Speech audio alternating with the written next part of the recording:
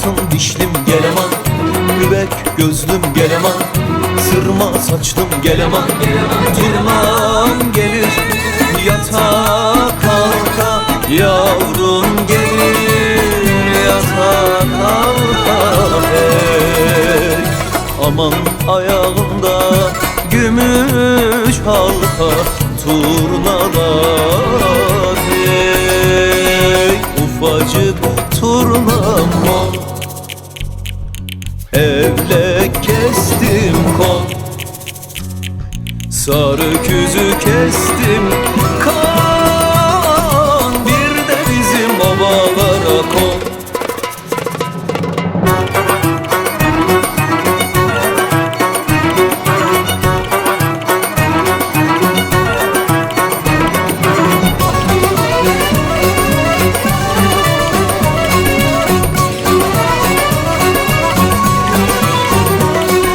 Şöyle de geleman, böyle de geleman, üvek gözlüm geleman, altın dişlim geleman, sırma saçlım geleman.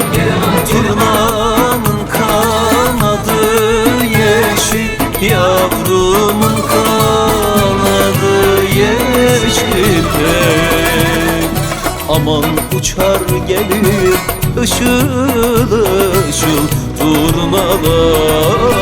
Hey, ufacık turnam kol, sarı küzü koştum kol.